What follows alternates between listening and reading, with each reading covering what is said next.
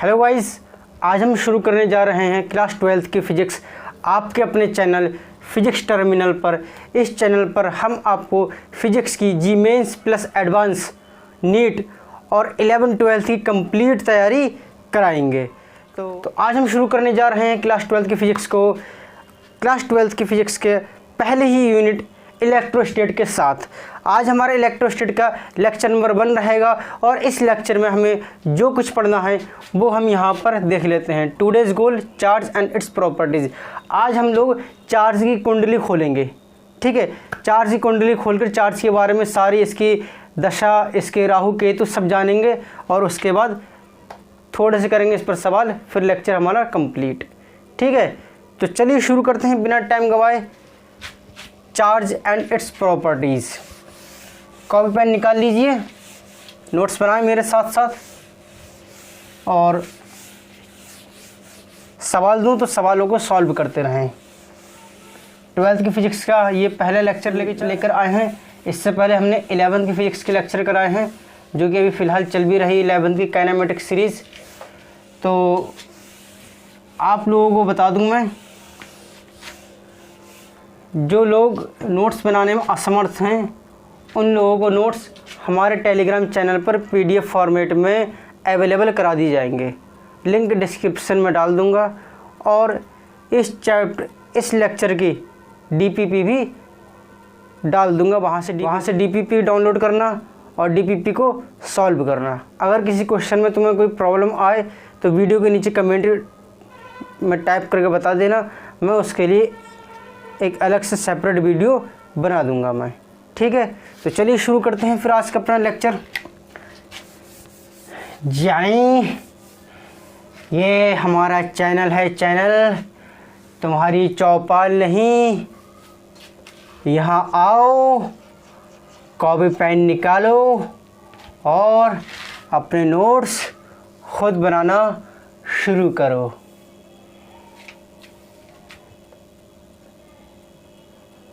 जानते हो जानते हो जानते हो कि खुद के नोट्स ही सबसे बेस्ट होते हैं। तुम जानो क्या? चार्ज के बारे में हम तो देखो, चार्ज की अब हम खोलने जा रहे हैं कुंडली। चार्ज की कुंडली खोलते हैं। यहाँ पर देखो, इलेक्ट्रिसिटी, जिससे जो हमारे घरों में fan, television, refrigerator, washing machine, सारे एप्लियंसेस ऑपरेट करते हैं इलेक्ट्रिसिटी से। ये इलेक्ट्रिसिटी का उदय, इलेक्ट्रिसिटी की शुरुआत कहाँ से हुई थी? जब बेंजामिन फ्रैंकलिन ने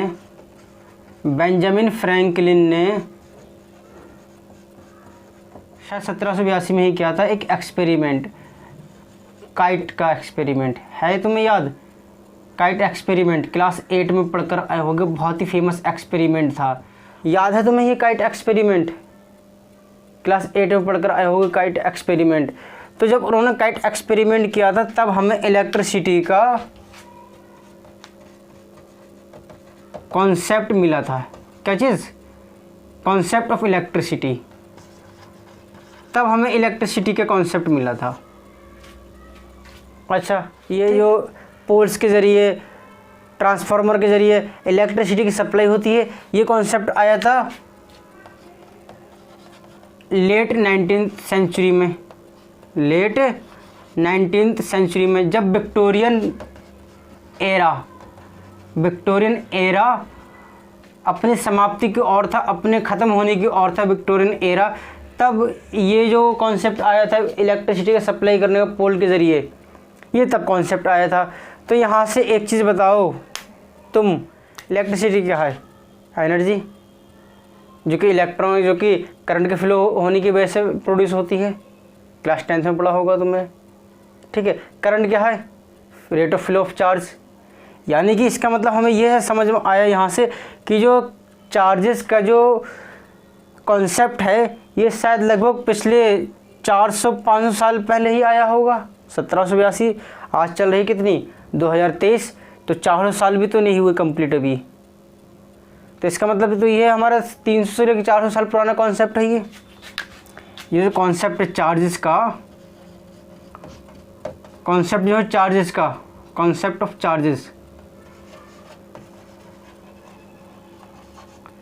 ये 300 से 400 साल पुराना कॉन्सेप्ट है। इसका मतलब तो ये निकल रहा है, हाँ सही कह रहा हूँ ना मैं ये? हाँ सर आप कह रहे हैं तो सही कह रहे हैं, गलत, बिल्कुल गलत। ये कॉन्सेप्ट सदियों पुराना, सदियों सदियों सदियों पुराना कॉन्सेप्ट है ये। कोई ऐसा नहीं है कि ये कॉन्सेप्ट 300-400 साल पुराना हो, ये सदियों पुराना कॉन्सेप्ट है ये बहुत पुराने समय से चल रहा है। ग्रीक पीपल जो थे, ग्रीस में रहने वाले लोगों को ग्रीक बोलते हैं, यूनानी। तो ये यूनान के लोग थे, यूनान के लोगों को करीब करीब 600 BC से भी पहले से चार्ज के बारे में मालूम था। समझ में आ रही इतनी बात कि जो ग्रीक के लोग थे, ग्रीक के पीपल थे, उन्हें 600 BC से भी पहले से चार्ज के बारे में जानकारी थी। और ये वो चीज़ है जो रिटन रिकॉर्ड में आया है कि इतना, और जो रिटन रिकॉर्ड में आ ही नहीं पाया है, उसके हिसाब से तो देखा जाए तो हो सकता है और भी पुराना कॉन्सेप्ट हो ये चार्जेस का। ठीक, समझ में आई इतनी चीज़। क्या था, ग्रीक पीपल, एक सब्सटेंस होता है अम्बेर, अंबर या अम्बेर, ठीक है, पत्थर टाइप का होता है। पत्थर ऐसा नहीं जो रोड पे हमें मिलता है पत्थर, ऐसा नहीं। बहुत साल पहले लोग अंगूठी पहना करते थे, रिंग, और रिंग में हुआ करता था उनका, जिसे बोलते हैं नगीना, ठीक है। वो पत्थर, उससे वो जो पत्थर हुआ करता था वो इसी चीज़ का हुआ करता था, अम्बेर का। उसमें हालांकि लेपिस लजूली भी लगाया करते थे, लेपिस लजूली भी कहीं कहीं पाया जाता था रिंग्स में, लेकिन अम्बेर भी इस्तेमाल हुआ करता था। तो अम्बेर को ग्रीक पीपल कहा करते थे इलेक्ट्रॉन, और इसमें हमने क्या किया, के की जगह सी रिप्लेस कर दिया, के की जगह सी रख दिया, और ये बन गया इलेक्ट्रॉन, और यहाँ से ही मिला है इलेक्ट्रिसिटी लफ्ज़। तो ये तुम्हारे सामने चार्ज की पूरी कुंडली खुलकर सामने आ गई, कब से आया, कहाँ से आया, ये किस तरीके से। अम्बेर के पास एक प्रॉपर्टी थी, क्या प्रॉपर्टी थी अम्बेर के पास, कि जब इसे रब किया करते थे किसी कपड़े से, तो अम्बेर क्या करता था,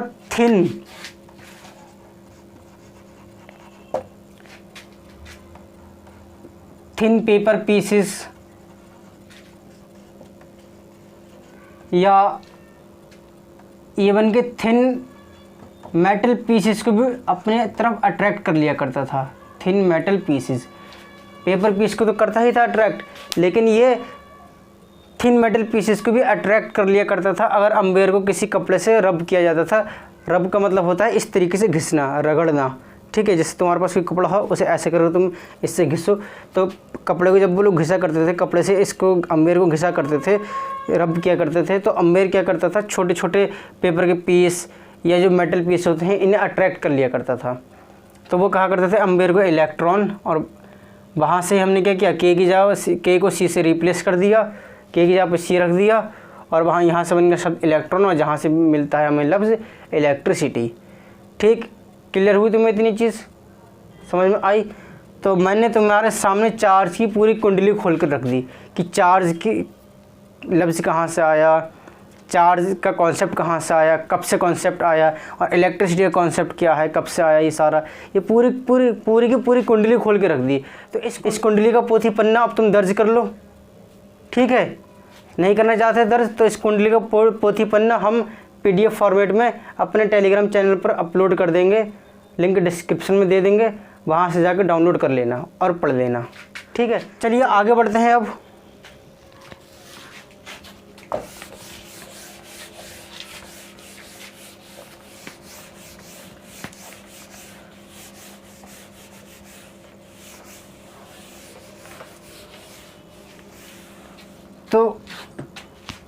तो ये तो हमने खोली थी चार्ज की कुंडली। चार्ज की कुंडली हमने खोलकर थोड़ा सा नमूना दिखाया था इसका चार्ज का। अब चलिए हम करते हैं चार्ज होता क्या है। चार्ज क्या होता है बताओ, चार्ज क्या है? आज तक हम लोग चार्ज को समझते आए होंगे कि चार्ज कोई एक मेटल है, या चार्ज मटेरियल का सबसे छोटा पार्टिकल है। जिस तरीके से एटम होता है, वैसे ही तुम अगर ये सोचते आ रहे हो, मैं ये नहीं कह रहा कि सोचते आए हो, अगर तुम ये सोचते हुए आ रहे हो कि चार्ज भी कोई एक मटेरियल है, मटेरियल का स्ट्रक्चर एंड फंडामेंटल यूनिट है, क्या चीज़? चार्ज को मानते हुए चल रहे हो तुम, या तो मटेरियल या फिर structural and fundamental unit, fundamental unit मानते हुए चल रहे हो इसको तुम, चार्ज को। क्या चीज़? चार्ज को मटेरियल, स्ट्रक्चर या फिर स्ट्रक्चरल एंड फंडामेंटल यूनिट मानते हुए चल रहे हो चार्ज को, तो तुम मुबारक हो, बिल्कुल गलत रास्ते पे चल रहे हो, तो तुम बर्बादी के रास्ते पे चल रहे हो। चार्ज ना मटेरियल है ना स्ट्रक्चरल एंड फंडामेंटल यूनिट है। चार्ज क्या है? चार्ज प्रॉपर्टी है। चार्ज क्या है? प्रॉपर्टी है। कितनी बीघा सर? ये बीघा वगैरह नहीं, ज़मीन नहीं है, ये सिर्फ ऐसी प्रॉपर्टी है। जैसे लड़कियों की आदत होती है कि अपनी सहेली के कपड़े अगर देख लिया खुद से अच्छे लग रहे हैं तो जल जाती हैं। जैसे लड़कियों की आदत होती है कि अगर क्लास में उनकी क्लासमेट उनसे अच्छे कपड़े पहन के चले आई तो वो उसे देख के जल जाती हैं, या उनके पड़ोस की कोई लड़की उनसे अच्छे कपड़े ले आए तो वो उसे देख के पूरी तरीके से जल जाती हैं। तो ये उनकी प्रॉपर्टी, लड़कियों के अंदर आदत होती है, प्रॉपर्टी होती है उनकी लड़कियों की। तो ऐसी प्रॉपर्टी है। ये प्रॉपर्टी क्या होती है? प्रॉपर्टी ऑफ मटेरियल, प्रॉपर्टी है किसी मटेरियल। क्या है? मटेरियल की प्रॉपर्टी है वाई विच, जिसकी वजह से इट प्रोड्यूसेस, क्या होता है? जिसकी वजह से ये इट प्रोड्यूसेस, प्रोड्यूस करता है क्या चीज़? Electrical and magnetic effects. ठीक है, तो चार्ज किसी भी मटेरियल की प्रॉपर्टी है जिसकी वजह से ये इलेक्ट्रिकल एंड मैग्नेटिक इफेक्ट, जितने भी इलेक्ट्रिकल जितने भी मैग्नेटिक इफेक्ट होते हैं उन सबको ये प्रोड्यूस करती है। ठीक है, तो क्लियर हो गए तुम्हें इतनी चीज़? समझ में आया? चलिए आगे बढ़ें थोड़ा सा।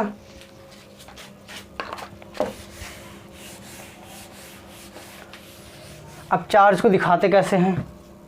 चार्ज को कैसे दिखाते हैं? या तो बना दो कैपिटल क्यू या बना दो स्मॉल क्यू, बस इससे चार्ज को दिखाओगे। चार्ज को किससे दिखाओगे? कैपिटल क्यू या स्मॉल क्यू, इससे तुम चार्ज को दिखाओगे। क्लियर इतनी चीज़? चार्ज की यूनिट क्या होती है? यूनिट होती है कूलॉम्ब। ठीक, कैसी क्वांटिटी है? स्केलर।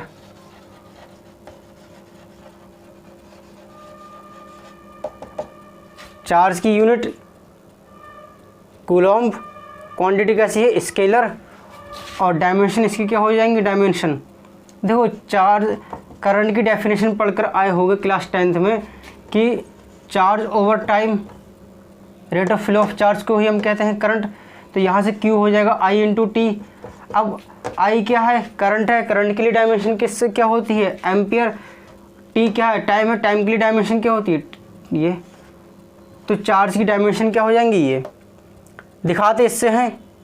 कैपिटल क्यू बना दो या स्मॉल क्यू बना दो। कहीं कैपिटल क्यू बन लिख के आ जाता है, कहीं स्मॉल क्यू बन लिख के आ जाता है।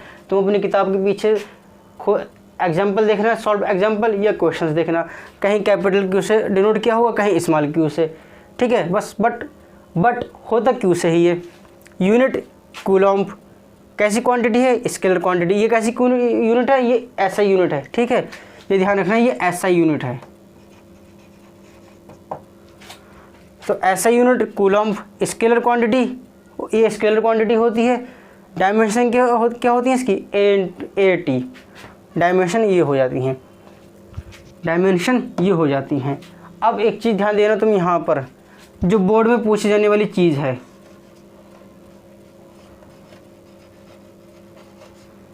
अभी तक मैंने जितनी भी चीज़ यहाँ पर कराई हैं बोर्ड में पूछी जाने वाली चीज़ कुछ भी नहीं है। ना चार्ज की डेफिनेशन पूछेंगे तुमसे, कोई सा बोर्ड हो, सीबीएसई हो, आईएससी हो, यूपी बोर्ड हो, वो तुमसे नहीं पूछने जा रहा है कि चार्ज क्या होता है। ये अपने दिमाग में अच्छी तरीके से बैठा लो कि वो पूछने नहीं जा रहे तुमसे कि चार्ज होता क्या है। कभी कभी कभी नहीं पूछेंगे चार्ज क्या होता है। वो अगर पूछ सकते हैं तुमसे तो ये पूछ सकते हैं डायमेंशनल फार्मूला।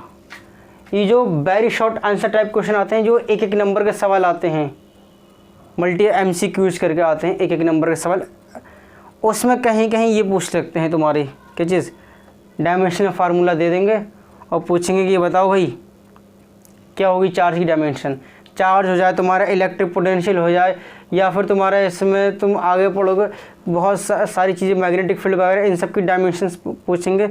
तो इन सब की डायमेंशन पूछ सकते हैं। ये जो बिल्कुल ही छोटे बेसिक सवाल होते हैं, MCQ करके आते हैं, कहीं कहीं वेरी शॉर्ट आंसर करके आते हैं, एक एक नंबर के सवाल, जो सबसे कम नंबर के सवाल होते हैं उसमें तुम्हारा ये पूछ सकते हैं। इसकी पॉसिबिलिटी है, ऐसा नहीं कि नहीं है पॉसिबिलिटी। दूसरी चीज़ पूछने वाली चीज़ है, वो तुमसे पूछेंगे डिफाइन 1 कूलम्ब।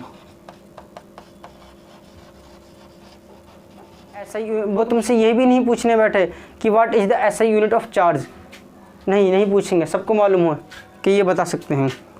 वो तुमसे पूछेंगे डिफाइन 1 कूलम्ब, कि 1 कूलम्ब की डेफिनेशन क्या होती है, ठीक है। या ऐसे पूछेंगे what do you mean bye coulomb, what do you mean bye 1 coulomb. तो कूलम्ब की डेफिनेशन जो तुम 10th में पढ़कर आए होगे, या यहाँ से जो कूलम्ब की डेफिनेशन बन रही है वो तुम बिल्कुल नहीं लिखोगे नंबर कट जाएंगे। कि यहाँ से अगर तुम लिखो when 1 ampere current flows through the conductor through a unit time then the charge flowing through the conductor is said to be 1 coulomb, अगर तुम ये डेफिनेशन लिख के आए तो नंबर कट जाएंगे, डेफिनेट नंबर कटेंगे। कूलम्ब की डेफिनेशन तुम्हें देना पड़ेगी फोर्स की टर्म में, और इसलिए मैं यहाँ पर कूलम्ब की डेफिनेशन करा ही नहीं रहा हूँ।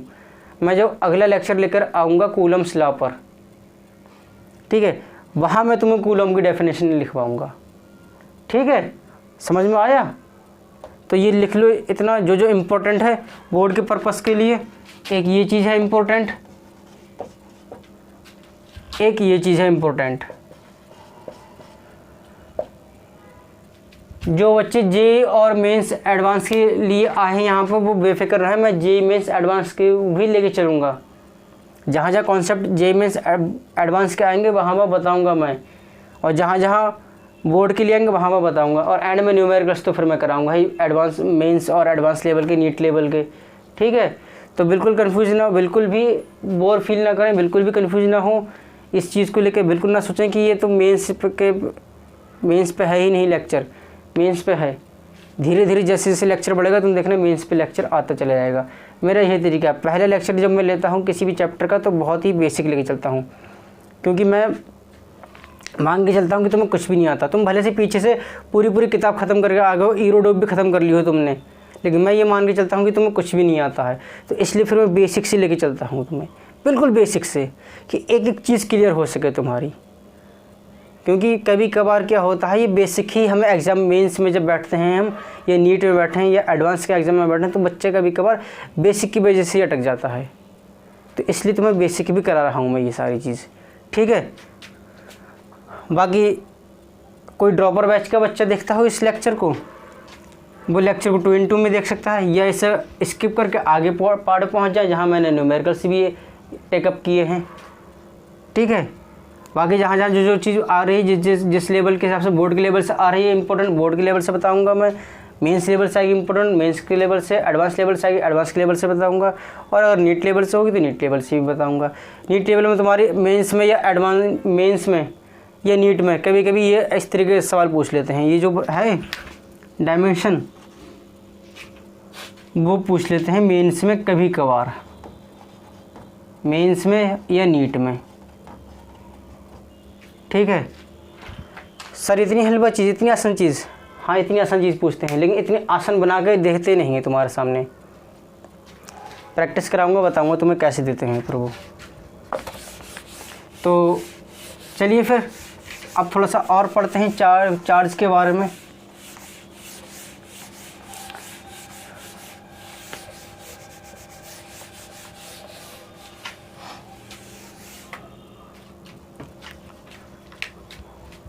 देखो अब जब हमने चार्ज की कुंडली खोल ही ली है तो फिर और भी कुछ जान लेते हैं इसके बारे में, कि कुछ और भी तो नहीं है इसके पास, ये अपने अंदर कुछ और भी तो रहस्य समेटे हुए नहीं हैं क्या?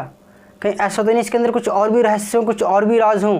अभी तक तो हम समझ रहे थे चार्ज अभी 300-400 साल पुराना कॉन्सेप्ट होगा, लेकिन हमें तो पता चला चार्ज सदियों पुराना कॉन्सेप्ट है। जब कुंडली खुलकर सामने आई इसकी, तो हो सकता है इसके अंदर कुछ और भी राज हों छिपे हुए। तो अब हम उन्हीं रहस्य को समझने जा रहे हैं, जिसको हम साइंस की टर्म में, फिजिक्स की टर्म में अगर कहें तो उन्हें हम बोलेंगे प्रॉपर्टीज़ ऑफ चार्ज।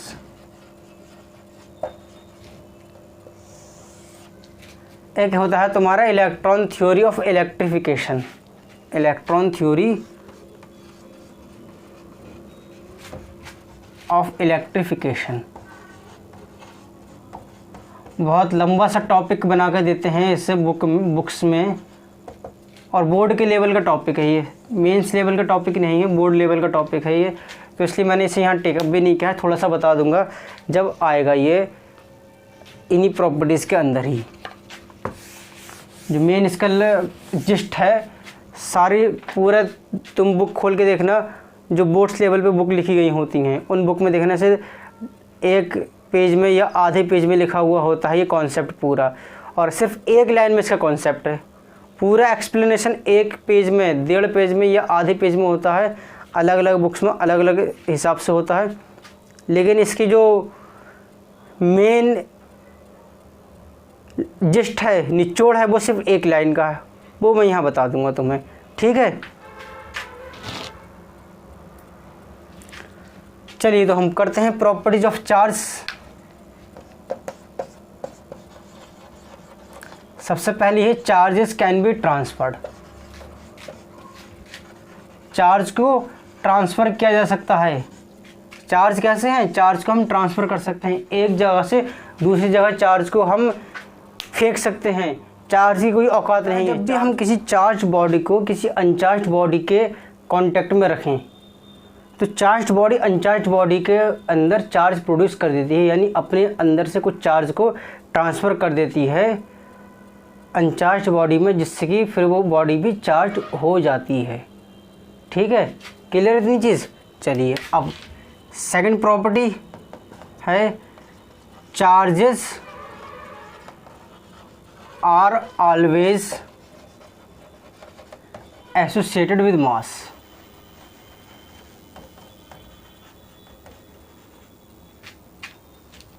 या ऐसे मत लिखो, इसे और सिंपल शब्दों में लिखता हूं मैं।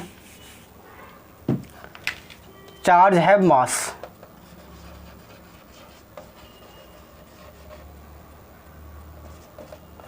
But reverse is not true.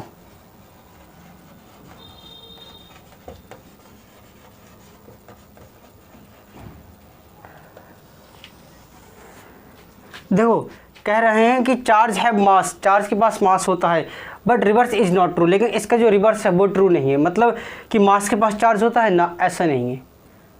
तो चार्ज क्या है, बिना मास के नहीं रह सकता, लेकिन मास बिना चार्ज के रह सकता है। ये देखो क्या है, जब हमने इसकी कुंडली खोली तो इसकी कुंडली में ये राहु केतु ने आ गए। क्या आ गए इसकी कुंडली में? राहु केतु ने प्रवेश कर लिया, और जिसकी वजह से चार्ज का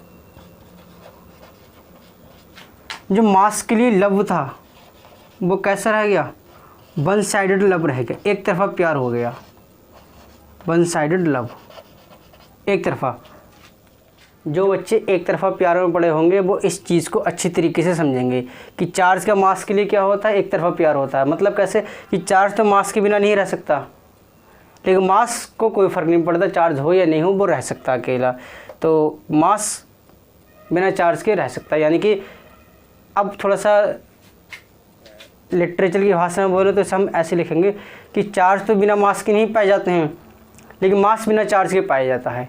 ठीक है, समझ में आया? ये क्या है, इसकी कुंडली में राहु केतु बैठा हुआ है। ये जो चीज़ है, ये वाली जो चीज़ मैंने बताई, ये चार्ज की कुंडली में राहु केतु बैठे हुए हैं ये, और ये ऐसे के बैठ गए हैं, ऐसे बैठे हैं कि कभी निकलने वाले नहीं हैं, कभी भी नहीं निकल सकते। और इसके लब को टू साइडेड लब बना दे, ऐसा कभी नहीं हो सकता। ये वन साइडेड लब ही रहेगा। अब 12th में तुम देखना बहुत सारे फिनोमेना तुम्हें ऐसे मिलेंगे जो सिर्फ और सिर्फ वन साइडेड लब होंगे, सिर्फ एक तरफा प्यार होंगे और कुछ नहीं।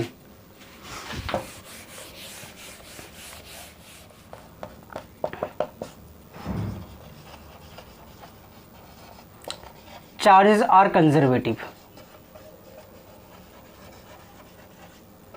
चार्ज कैसे होते हैं? कंजर्वेटिव होते हैं। मतलब चार्ज को ना तो हम प्रोड्यूस कर सकते हैं, ना चार्ज को हम डिस्ट्रॉय कर सकते हैं सिंगली। हम चार्ज को सिंगली ना तो इंडिपेंडेंटली प्रोड्यूस कर सकते हैं ना इंडिपेंडेंटली डिस्ट्रॉय कर सकते हैं। अगर ये ऐसा कुछ होगा तो पेयर में होगा। या ऐसे भी कह सकते हैं इस वाले फिनोमेना को कि क्यू नेट जो रहेगा वो ज़ीरो रहेगा किसी भी सिस्टम पर। जैसे मान लो यहाँ पर ये कोई सिस्टम है, अगर इसके पास इनिशियल चार्ज कितने हैं 0। अब तुमने इसे क्या किया, इसके पास कोई ऑब्जेक्ट लेकर आए या तुमने इसे रब किया, रब करने पर इसने अपने पास से 3 इलेक्ट्रॉन लूज कर दी तो इस पर चार्ज पॉजिटिव का हो जाएगा। ये तो तुमने पढ़ा ही होगा।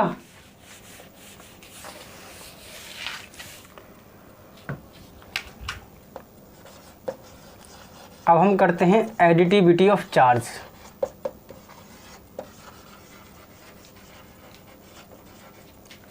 चार्ज की एडिटिविटी, देखो चार्ज जिस तरीके से रियल नंबर हम ऐड करते हैं उसी तरीके से चार्ज ऐड होंगे। यानी जैसे सपोज दैट,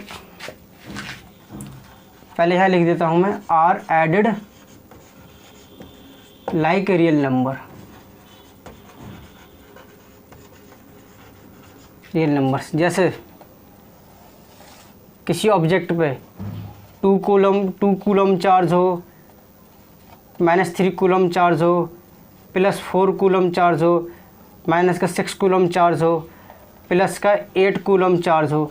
तो अब जब पूरे सिस्टम पे हमें नेट चार्ज निकालना होगा तो इन सब का हमें एडिशन लेना होगा। तो एडिशन कैसे करेंगे, जैसे रियल नंबर को ऐड करते हैं तो 2 -6 +4 -3 +8, 2 और 4 6 और 8 14 और -9 -6 -3 -9 हो जाएंगे तो 14 - 9 कितना आ जाएगा 5।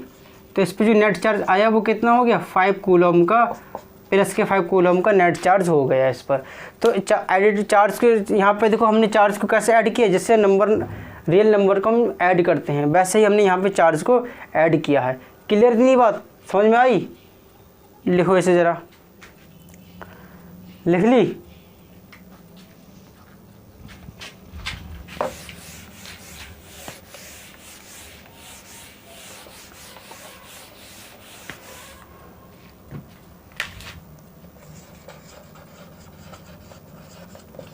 Charges are relativistic invariant. Relativistic invariant, इसका क्या मतलब होता है बताता हूँ तुम्हें। Q static is equal to Q dynamic, इतना लिख लो तुम सिर्फ। इसका मतलब क्या होता है, स्टैटिक का मतलब होता है रेस्ट और डायनामिक का मतलब होता है मोशन। तो चार्ज जब रेस्ट पे हो और चार्ज जब मोशन में हो तो दोनों की वैल्यू सेम रहेगी। ऐसा नहीं है कि चार्ज कोई जब रेस्ट में है तो उसकी वैल्यू कुछ और है, मोशन में है तो कुछ और है इसकी वैल्यू। जैसे मास में होता है, मास में क्या होता है कि मास क्या होता है जब रेस्ट पे होता है तो उसकी वैल्यू कुछ और होती है और जब मोशन में आता है तो उसकी वैल्यू कुछ और हो जाती है। हाँ ये बात सच है कि जब मास मोशन में आता है तो उसकी वैल्यू इंक्रीज़ कर जाती है। हालांकि डेली रोज़मर्रा की लाइफ में हमारे जो जैसे बस पे हम बैठ के चलते हों या ट्रेन पे, एरोप्लेन भी मान लेते हैं, तो ये इतनी स्पीड से नहीं चलते हैं कि हमें ये जो मास में चेंज आ रहा है कुछ फ़र्क महसूस हो। आता है फ़र्क लेकिन नेग्लिजिबल फ़र्क होता है जिससे हम महसूस ही नहीं कर पाते हैं, लेकिन फ़र्क आता है। लेकिन चार्ज के साथ ऐसा केस नहीं है। चार्ज जो इनके रेस्ट में इनकी वैल्यू रहेगी वही मोशन में भी रहेगी। ऐसे लिख देता हूँ मैं, value of charge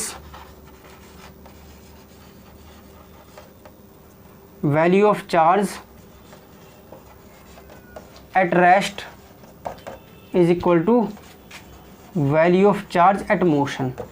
same charge को मोशन में ले आओ तब भी कोई फ़र्क नहीं पड़ता, वैल्यू इसकी सेम ही रहेगी।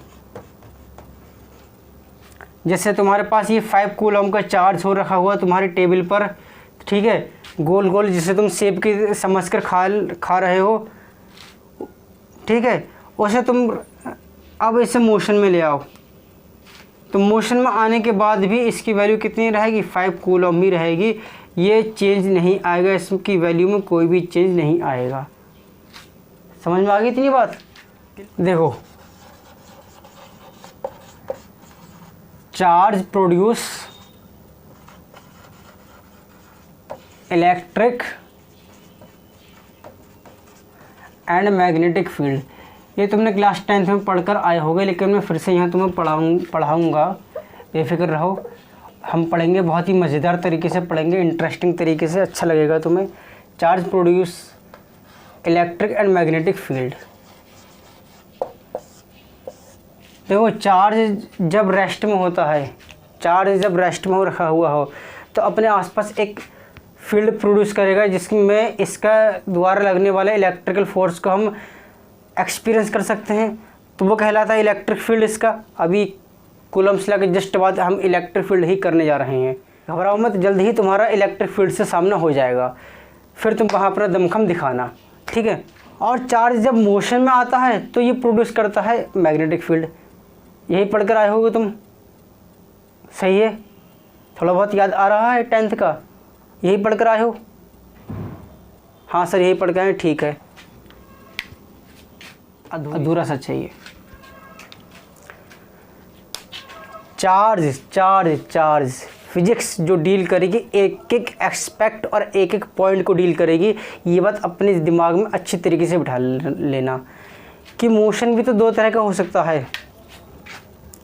मोशन तुम्हारे पास, चार्ज हमने क्या पढ़ा क्लास 10th में, चार्ज जब मोशन में हो तो मैग्नेटिक फील्ड प्रोड्यूस करेगी। अच्छा, ऐसा नहीं क्लास 10th में, मज़े की बात बताऊँ, 12th की अधिकतर बुक में भी ऐसे ही लिखा हुआ मिलेगा। तुम्हें 12th की अधिकतर बुक्स में ऐसा ही लिखा हुआ मिलेगा कि when charge are moving they produce magnetic field.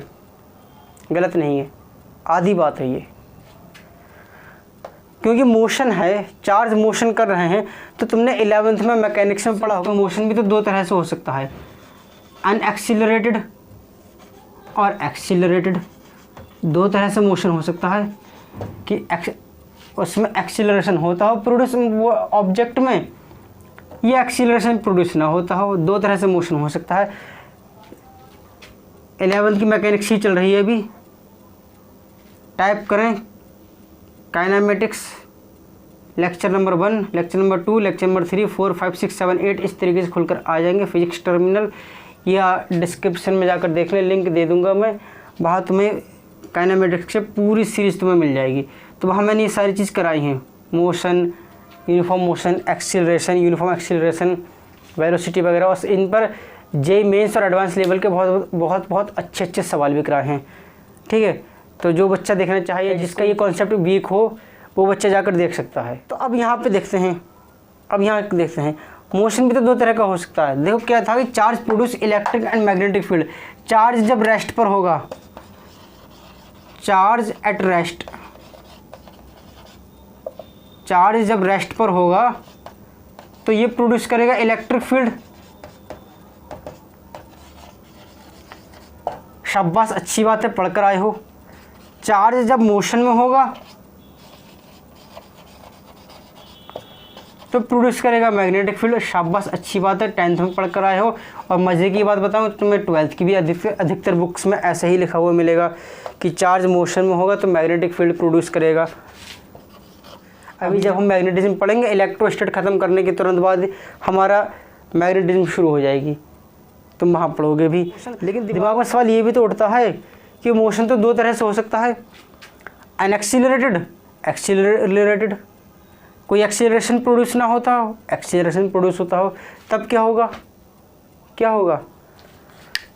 तब होगा वही जो मंजूर खुदा होगा। नहीं, वो तो बात ठीक है, जो होगा वही होगा जो मंजूर खुदा होगा।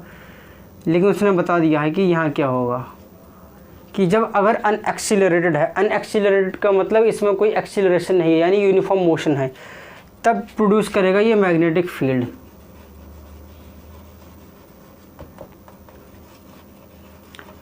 सिर्फ magnetic field, only magnetic field, ठीक है। देखो, चार्ज जब चार्ज अनएक्सीलरेटेड मोशन में हो तो प्रोड्यूस करेगा सिर्फ magnetic field, only magnetic field. और अगर चार्ज एक्सीलरेटेड मोशन में हो तो मैग्नेटिक फील्ड तो प्रोड्यूस करेगा ही करेगा, ये तो करेगा ही करेगा, ठीक है। एक्स्ट्रा में ये क्या करेगा? एनर्जी भी रेडिएट करेगा, एनर्जी भी रेडिएट करेगा। ये इसकी एक्स्ट्रा में प्रॉपर्टी हो गई कि चार्ज क्या करेगा, चार्ज मोशन में होगा, अगर अनएक्सीलरेटेड मोशन में है तो सिर्फ मैग्नेटिक फील्ड प्रोड्यूस करेगा, एक्सीलरेटेड मोशन में है तो मैग्नेटिक फील्ड के साथ साथ एनर्जी भी रेडिएट करता है, यानी मैग्नेटिक फील्ड भी प्रोड्यूस होगा और एनर्जी भी रेडिएट ये करेगा। तो ये तो हो गया तुम्हारा चार्ज इलेक्ट्रिक फील्ड और मैग्नेटिक फील्ड प्रोड्यूस करता है उसके बारे में। अब है हमारा वो टॉपिक जिसका हम सबको दिल थाम कर बेसब्री से इंतज़ार कर रहे थे, बिल्कुल बेसब्री से, बेतहाशा इंतज़ार था। इस तरीके से इंतज़ार था जैसे हमने किसी को कुछ पैगाम भिजवाते हैं और उसके बाद उसके पैगाम का जवाब का इंतज़ार करते हैं बेसब्री से। तो वैसे ही जिसका इंतज़ार था इसका, इस टॉपिक का, और ये टॉपिक है हमारा the most demanding and the most awaited and the most popular and the most famous topic is quantization of charge. Quantization of charge, ये क्वांटा भी है, ये कुंवारा भी है, चार्ज कुंवारा है, हाँ चार्ज कुंवारा है, क्योंकि ये मास से बेतहाशा प्यार करता है, मास के बिना नहीं रह नहीं सकता। लेकिन मास क्या है, मास चार्ज के बिना रह सकता है। तो मास ने तो चार्ज ने भी सौगंध खा ली, गंगा की सौगंध की, मैं कुंवारा रहूँगा, तो चार्ज कुंवारा ही है क्योंकि मास इसे नहीं मिला। राहु केतु बैठ गए इसकी कुंडली में, कुंडली तो हमने इसकी खोली लेकिन इसकी कुंडली में राहु केतु भी नज़र आ गए हमें, ठीक है। चलिए फिर quantization of charge.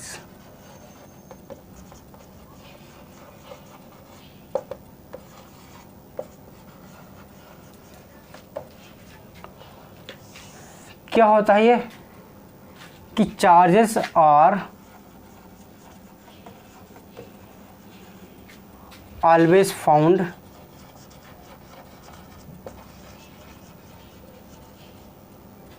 as the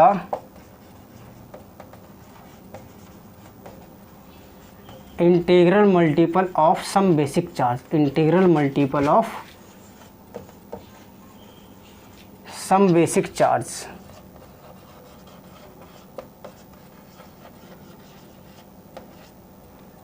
some basic independent charge लिख लो, सम बेसिक इंडिपेंडेंट चार्ज,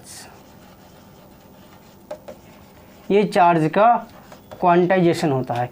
क्या है चार्ज का क्वांटाइजेशन, कि किसी भी ऑब्जेक्ट पर जो चार्ज पाया जाएगा किसी भी बेसिक इंडिपेंडेंट चार्ज का इंटीग्रल मल्टीपल के रूप में ही पाया जाएगा, ठीक है। तो यहाँ बेसिक चार्ज हम जनरली किसे मानते हैं, बेसिक चार्ज हम मानते हैं चार्ज ऑन एन इलेक्ट्रॉन। ये सबसे छोटा चार्ज होता है जिससे जो पाया गया है, जितने भी ऑब्जेक्ट पाए गए हैं उन सब पे जो सबसे छोटा चार्ज है वो यही पाया गया है, 1.6 × 10⁻⁻19 कूलम।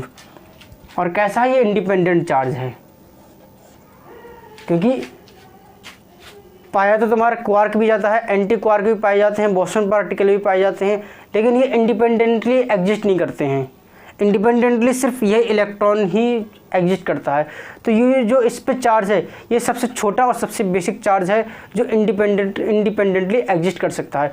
तो अब किसी भी बॉडी पे जो चार्ज होगा वो इस चार्ज का कुछ इंटीग्रल मल्टीपल होगा, यानी कि Q = प्लस माइनस का NE, ठीक है। Q जो चार्ज होगा किसी बॉडी पर वो प्लस माइनस का NE चार्ज इस फॉर्म में पाया जाएगा।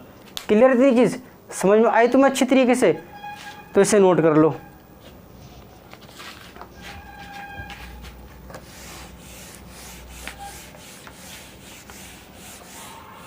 अच्छा, ये क्वांटाइजेशन ऑफ चार्ज होता क्यों? अधिकतर बुक्स में सिर्फ क्वांटाइजेशन ऑफ चार्ज बता देंगे, क्यों होता है ये बताते ही नहीं है reason.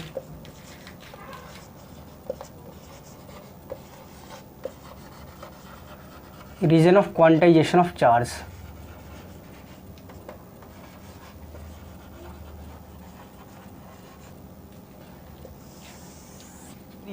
Reason of quantization of charge मैंने कह रहा था जैसे कि, तो ये reason of quantization of charge बहुत सारी बुक्स में क्या होता है, अधिकतर बुक्स में बताते ही नहीं है कि क्वांटाइजेशन ऑफ चार्ज के रीज़न क्या है। और फिर इसीलिए हमारे टीचर्स जो होते हैं, अधिकतर टीचर्स, मैं सब टीचर की बात नहीं कर रहा, फिर से मैं कह रहा हूँ मैं सारे टीचर्स की बात नहीं कर रहा, अधिकतर टीचर लेकिन ओवरलुक कर जाते हैं, फिर इसे नेगलेक्ट कर जाते हैं, बताते नहीं हैं कि क्वांटाइजेशन ऑफ चार्जेस का रीज़न क्या है। डेफिनेशन समझोगे तो रीज़न तुम्हें खुद ब खुद समझ में आ जाएगा। देखो अभी हमने पढ़ा था चार्जेस आर ट्रांसफरेबल। चार्ज कैसे होते हैं? ट्रांसफरेबल हैं। चार्ज को हम एक ऑब्जेक्ट से दूसरे ऑब्जेक्ट पर ट्रांसफ़र कर सकते हैं, ठीक है। तो चार्ज कैसे ट्रांसफ़र होते हैं? किसी भी ऑब्जेक्ट को चार्ज करने के लिए या अनचार्ज करने के लिए सिर्फ इलेक्ट्रॉन ही रिस्पॉन्सिबल हैं। समझ में आ रहा है इतनी चीज़ें? यानी इलेक्ट्रॉन ही ट्रांसफ़र होंगे, एक ऑब्जेक्ट से दूसरे ऑब्जेक्ट पे इलेक्ट्रॉन ही जाएंगे, तब ऑब्जेक्ट में चार्ज प्रोड्यूस होगा। समझ में आ रही है? तो चार्ज इलेक्ट्रॉन के ट्रांसफ़र होने से ही क्या होता है? चार्ज प्रोड्यूस होता है। तो चार्ज अगर किसी ऑब्जेक्ट पे चार्ज वेरी करे, वेरी का मतलब होता है चेंज, किसी ऑब्जेक्ट पे चार्ज अगर चेंज हो डिस्क्रीट मैनर में, ठीक है, बजाय कंटिन्यूस के,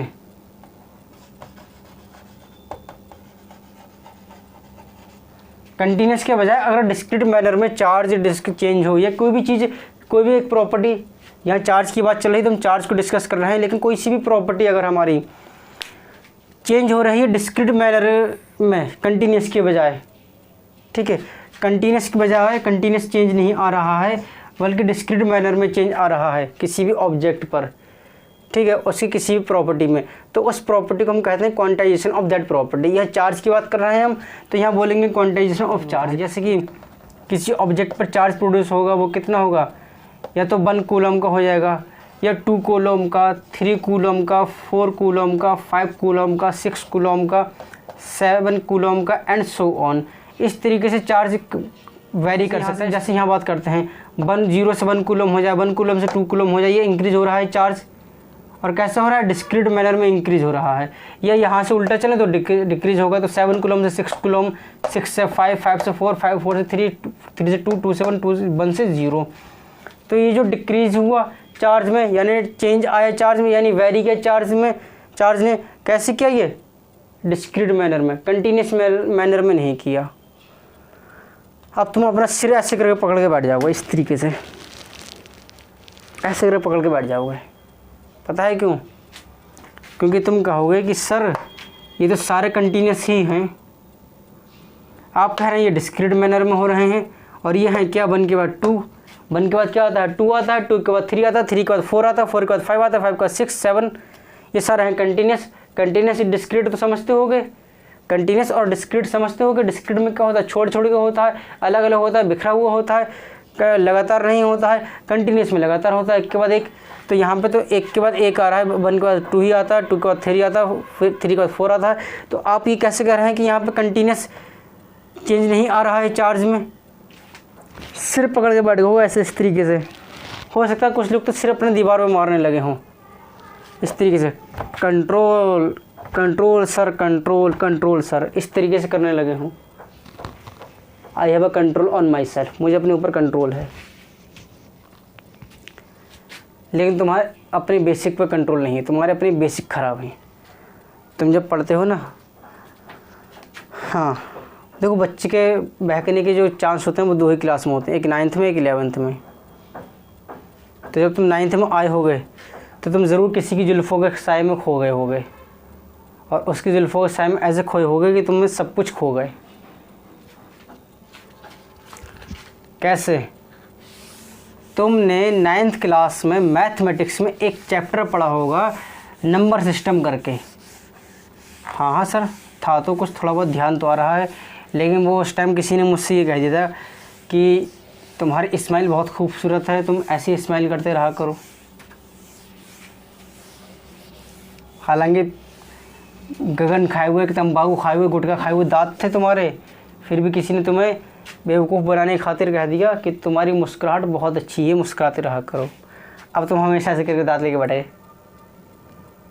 ऐसे लेके बैठे हो हर समय क्लास में बेवकूफ़ की तरह। वहाँ तुमने पढ़ा होगा नंबर लाइन, ये 0, ये 1, -1, इधर आ जाओ तो 2, इधर आ जाओ तो क्या चीज़?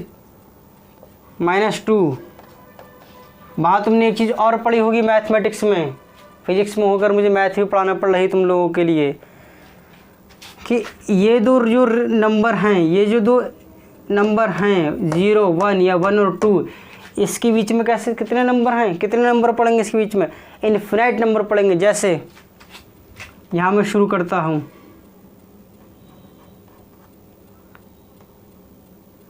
मैग्नीफिकेशन करके तुमने एक सवाल भी है क्लास 9th में एनसीईआरटी में दे रखा है, मैग्नीफिकेशन करके तुम्हें शायद इस तरीके से 3.25 या 3 इस तरीके से कुछ है ना, ये है 3.2587 इस तरीके से कुछ है। तो इसे मैग्नीफाई करके तुम्हें नंबर लाइन पर लोकेट भी करना है। आया कुछ ध्यान?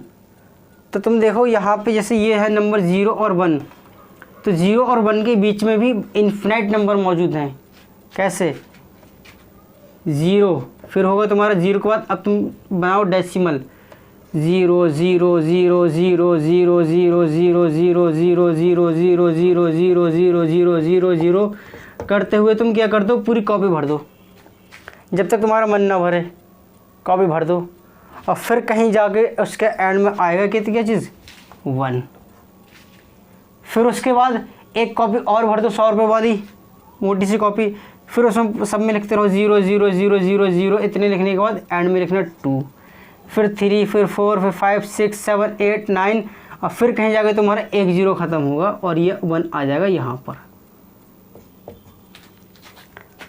पढ़ा है तुमने 9th में मैथमेटिक्स में ये कॉन्सेप्ट, ये 9th क्लास में है कॉन्सेप्ट, लेकिन तुमने वहाँ पर टीचर ने तुम्हें समझाया होगा, लेकिन तुमने वहाँ पे क्या हुआ, वही हुआ होगा कि एक हुस्न की देवी से मुझे प्यार हुआ था, दिल उसकी मोहब्बत में गिरफ़्तार हुआ था, एक तरफ़ा नहीं थे इश्क मोहब्बत के इशारे, उसने भी थे कई मर्तबा मेरे बाल संवारे, एक पेड़ के साए तेरे जब इजहार हुआ था, एक हुस्न की देवी से मुझे प्यार हुआ था।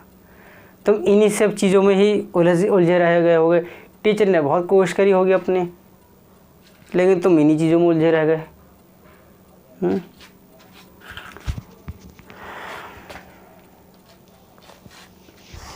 है ना?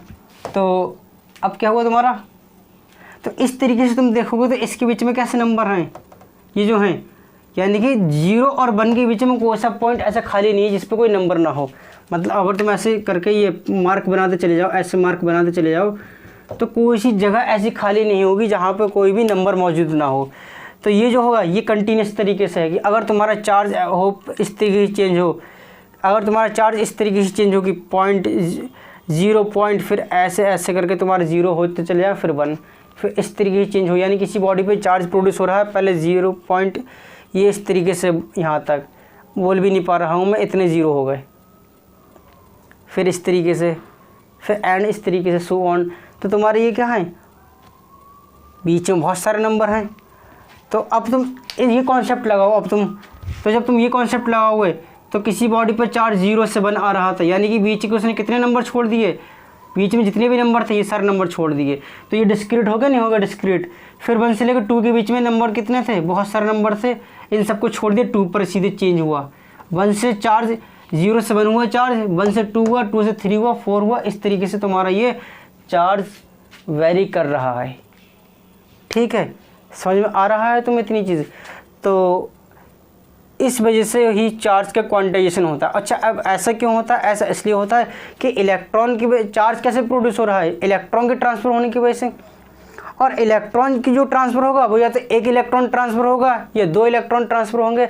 ऐसा नहीं होगा कि वो 4 इलेक्ट्रॉन के बीच में से आधा काटा, एक ले आधा ले तू मुन्नू बेटा और आधा ले तू चुन्नू बेटा। क्लास यूकेजी में तुमने पढ़ी होगी ऐसी पोयम कि मुन्नू चुन्नू थे 2 भाई, दोनों में हुई लड़ाई, झगड़ा सुन के मम्मी आई, मम्मी ने उनसे वो जो बिस्किट जो भी चीज़ थी उसे आधा काटा और उससे कहा एक तू ले मुन्नू बेटे, एक तू ले चुन्नू बेटा, कभी ना लड़ना झगड़ना, आपस में मिलजुल कर रहना, कभी ना तुम आपस में झगड़ना।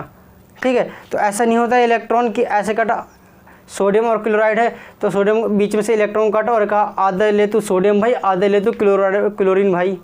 तो इलेक्ट्रॉन का ऐसा तो नहीं करते हम, आधा आधा बांट दिया। इलेक्ट्रॉन या तो पूरे इस साइड में जाएगा या पूरे इस साइड में जाएगा। ठीक है, इलेक्ट्रॉन क्या है, रूस और यूक्रेन है।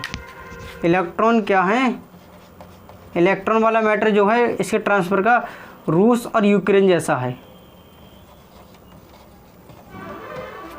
ऐसा नहीं है कि आधा रूस ले लिया, आधा हिस्सा ही क्रीमिया का रूस ने ले लिया, आधा हिस्सा क्रीमिया का यूक्रेन ने ले लिया।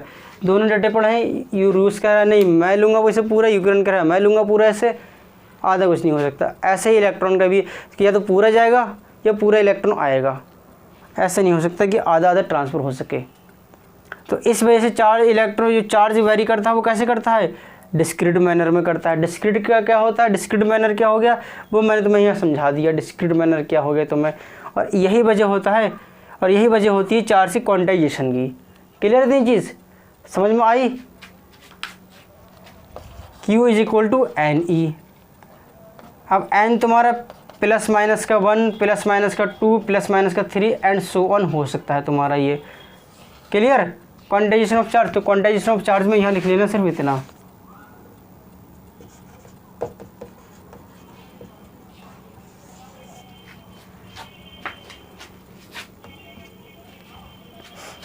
ये बोर्ड के लिए इम्पोर्टेंट है, मतलब बोर्ड में कभी कभी स्टेटमेंट भी पूछ सकते हैं कि what do you mean by quantization of charge, what do you mean by quantization of charge, या what do you understand by quantization of charge. इस तरीके से बोर्ड में ये पूछ सकते हैं, या फिर इस पैटर्न पर, इस फार्मूले पर बेस्ड न्यूमेरिकल छोटे छोटे एक एक नंबर, 1.5 नंबर, 2 नंबर में न्यूमेरिकल्स दे सकते हैं।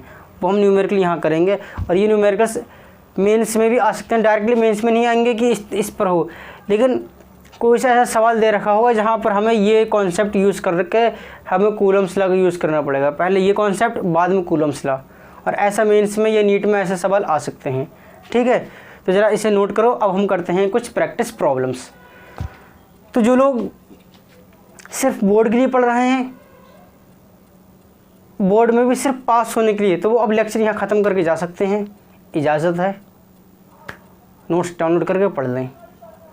कुछ लोग जो बोर्ड्स में एक्सेल करना चाहते हैं, थोड़ा सा एडवांस लेवल पे जाना चाहते हैं, वो शुरू के 1-2 सवाल कर लें फिर छोड़ दें, और जो मेंस और नीट और एडवांस लेवल के लिए यहाँ बैठे हैं पूरा करें, वो लेक्चर पूरा ही देखें।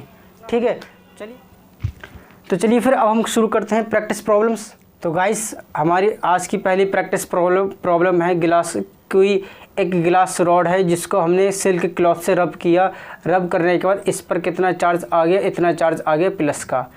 निकालना है number of electrons lost by glass rod, charge acquired by silk cloth, is there any transfer of mass, क्या मास का ट्रांसफ़र हुआ है। देखो, मान लेते हैं तुम्हारे पास ये सिल्क क्लॉथ है, ये गिलास की रॉड है, तुमने इस गिलास की रॉड को इस सिल्क क्लॉथ से ऐसे करके रब किया, रब करने के बाद इस पर कितना चार्ज आ गया, प्लस का इतना चार्ज आ गया। ठीक है, कोई भी ऑब्जेक्ट को चार्ज करने के लिए, अनचार्ज करने के लिए सिर्फ इलेक्ट्रॉन ही रिस्पॉन्सिबल होते हैं।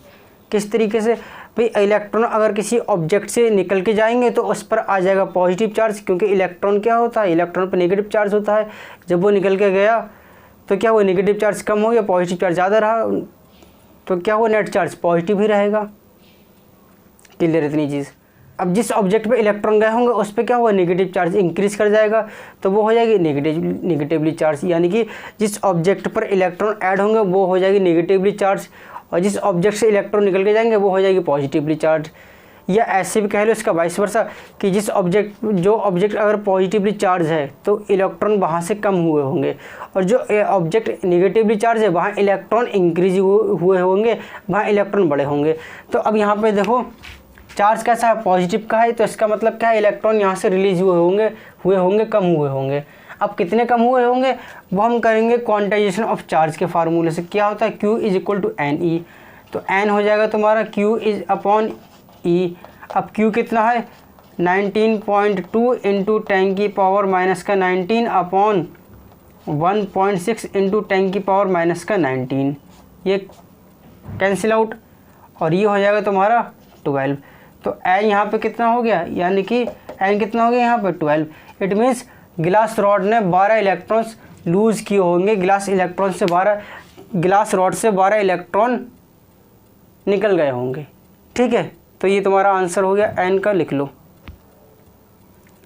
अब है charge acquired by silk cloth. देखो फिर से इनिशियल में ये ऐसे ही तो दोनों, इस पे चार्ज 0, इस पे चार्ज 0, पूरा सिस्टम बन गया। ये चार्ज कितना रहा पूरा सिस्टम पे 0। अब तुमने इसे रब किया, रब करते रहे, ऐसे करके रब करते रहे, इस पर चार्ज आ गया प्लस का इतना, इस पर चार्ज फिर कितना आया होगा भाई। पूरे सिस्टम का चार्ज अगर हमें 0 रखना है तो जितना चार्ज इस पर आया है उतना ही चार्ज इस पर आना चाहिए, लेकिन नेगेटिव के साथ, तभी तो दोनों प्लस माइनस ऐड करके 0 बनाएंगे सिस्टम के चार्ज को। ठीक है, तो इसको ऐसे समझ लो कि जितना इस ऑब्जेक्ट पर पॉजिटिव चार्ज आया होगा उतना ही इस ऑब्जेक्ट पर नेगेटिव चार्ज आएगा। क्लियर नहीं चीज़? तो इसमें तो ये डायरेक्ट तुम्हारा सिंपली ऐसे ही हो जाएगा, माइनस का 19.2 इंटू 10 की पावर माइनस का 19 कूलम।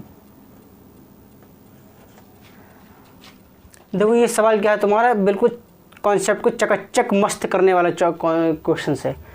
यहाँ पे तुमने क्या सीखा, quantization of charge quantization of charge तो सीखा ही तुमने, प्लस यहाँ पे तुमने इलेक्ट्रॉन थ्योरी ऑफ इलेक्ट्रिफिकेशन का भी यूज़ किया। तो इस एक पार्ट से तुम्हारे ये 2 कॉन्सेप्ट क्लियर हुए।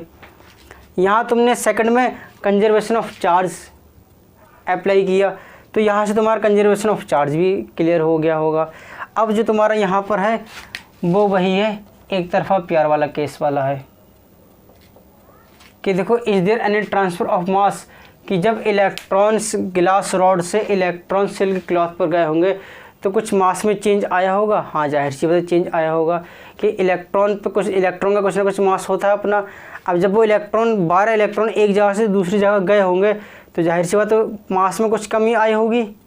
समझ में आ रही है? भाई तुम्हारे पास जैसे मान लो तुम्हारी थैली में 10 किलो आम है तुम्हारी थैली में, अब उसमें से तुम्हारा छोटा भाई 12 आम निकाल लेता है, तो भाई जाहिर सी बात तुम्हारी थैली में जो आम था अब उन आमों का वजन कुछ ना कुछ कम हुआ होगा कि जाहिर सी बात, क्योंकि 12 आम निकल चुके हैं। तो ऐसी केस यहाँ पर भी है कि 12 इलेक्ट्रॉन निकल चुके हैं, तो जाहिर सी बात है मास में कुछ ना कुछ कमी आई होगी। तो मास में यहाँ लिखेंगे हाँ ट्रांसफ़र हुआ है मास का, यस। अब कितना हुआ है देखो, एक इलेक्ट्रॉन का मास कितना होता है, मास होता है, एक इलेक्ट्रॉन का मास होता है, मास ऑफ 1 इलेक्ट्रॉन होता है कितना 9.1 इंटू 10 की पावर माइनस का 31 किलोग्राम। तो 12 इलेक्ट्रॉन का मास कितना होगा, मास ऑफ 12 इलेक्ट्रॉन, 12 की मल्टीप्लाई कर दो इससे, 9.1 इंटू 10 की पावर माइनस का 31 कितना हो जाएगा, 12 बन जार 12, 12 9 जार 108 और 109 इंटू 10 की पावर माइनस का 31 किलोग्राम। तो इतना मास का ट्रांसफ़र हुआ होगा गिलास रॉड से सिल्क क्लॉथ की तरफ, यानी कि गिलास रॉड का इतना मास कम हो गया होगा गिलास रॉड में से, और इतना ही मास गिलास रॉड सिल्क क्लॉथ पे इंक्रीज़ हो गया होगा। लेकिन क्योंकि तुम देखो ये मास कितना कम आ रहा है कि इस 109.2 को 10 की पावर माइनस का 31 से मल्टीप्लाई करोगे तब कहीं जाकर मास, एक्चुअल मास आएगा, यानी कि ये नेग्लिजिबल मास इंक्रीज़ हुआ है। हुआ ज़रूर है लेकिन हुआ नेग्लिजिबल ही है। तो देखो इस एक सवाल ने तुम्हारे जितनी प्रॉपर्टीज ऑफ चार्ज हमने पढ़ी थी, इस एक सवाल ने तुम्हारे उसमें से 3 चीज़ें तो क्लियर करा दी। कौन सी? Electron theory of electrification and quantization of charge, conservation of charge and charge always exist with mass. Charge में हमेशा मास के साथ ही पाए जाते हैं, यानी कि मास, चार्ज पे क्या होता है, मास होता है। तो ये चीज़ भी क्लियर हो गई तुम्हारे यहाँ से। इस एक सवाल ने तुम्हारे काफ़ी चीज़ें क्लियर कर दी।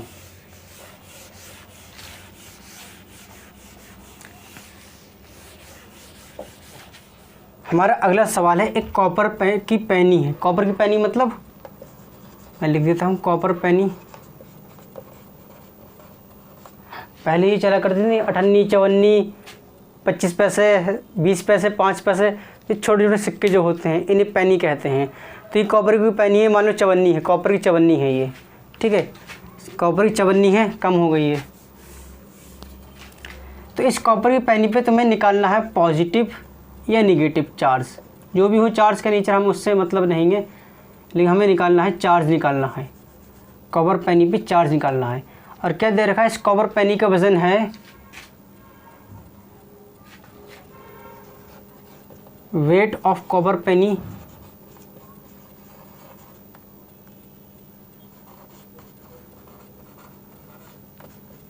3.11 ग्राम। क्या दे रखा है तुम्हारे पास, एक सिक्का है कॉपर का, इतना छोटा सा सिक्का है, कोई वही जैसे अठन्नी चवन्नी हुआ करती थी, तो वैसे कॉपर का कोई सिक्का है जिसका वज़न है 3.11 ग्राम। ठीक है, तो अब इस पर कितना चार्ज होगा तुम्हें ये निकालना है। निकालोगे, कैसे निकालोगे, ट्राई करना चाहोगे? सवाल अच्छा है, करना चाहोगे ट्राई इसे? बोर्ड के लिए अच्छा है, मेंस के लिए अच्छा नहीं है, मेंस में नहीं आएगा सवाल। क्लियर रहो। देखो यहाँ तुम्हें ज़रूरत पड़ेगी किसकी, कॉपर का एटॉमिक वेट की। तो एटॉमिक वेट कॉपर का कितना होता है, एटॉमिक वेट ऑफ कॉपर, हाँ भाई बताओ केमिस्ट्री वालों,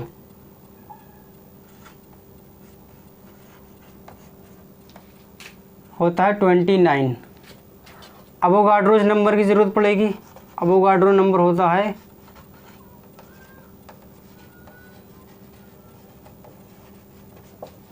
6.023 इंटू 10⁻23। ठीक है, ये अवोगाड्रोज नंबर होता है। अब हमें निकालना है इस कॉपर पेनी पे चार्ज। तो कॉपर पेनी पे चार्ज कैसे निकलेगा, Q is equal to NE, quantization of charge use करो, क्वांटाइजेशन ऑफ चार्ज के ज़रिए ये हो जाएगा Q इक्वल टू NE। अच्छी बात है। E चार्ज होता है इलेक्ट्रॉन पर, हमें मालूम है कितना होता है 1.6 इंटू 10⁻⁻19 इलेक्ट्रॉन।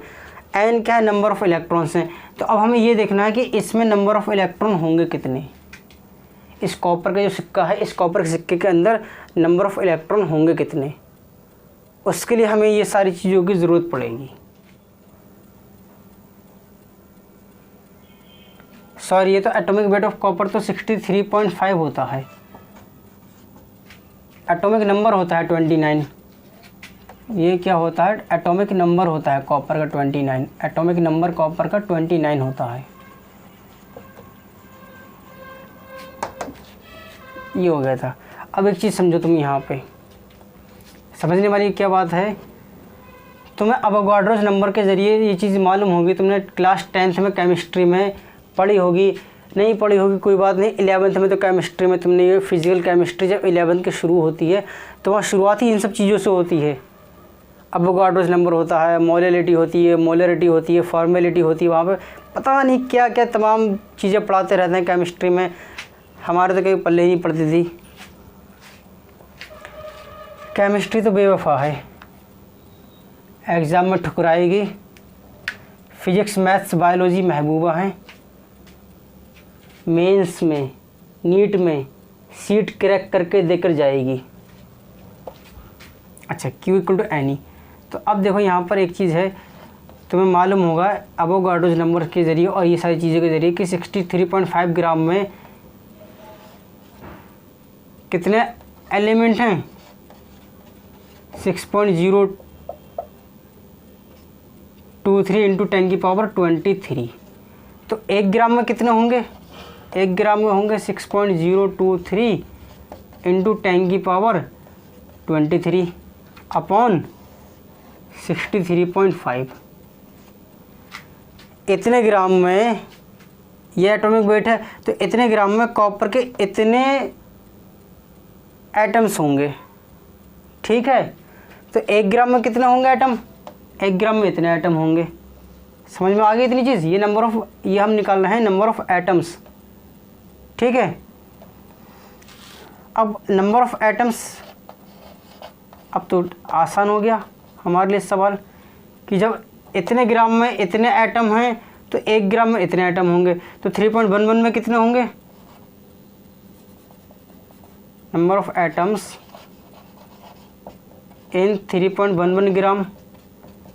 देखो हमने यहाँ यूज़ करा है यूनिटरी मेथड, जो हम क्लास 4th में पढ़ कर आए हैं। तो बेसिक को कमज़ोर मत समझो, बेसिक को ये चीज़ें मत समझो, हल्का मत आंको बेसिक को, कोई सी भी चीज़ तुम्हें कभी भी काम आ सकती है।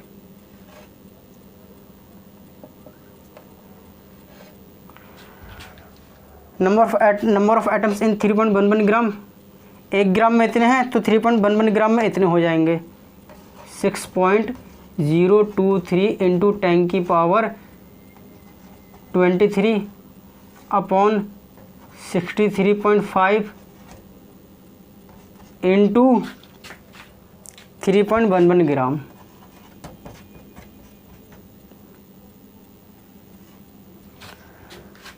इतने एटम्स होंगे इस कॉपर के सिक्के में।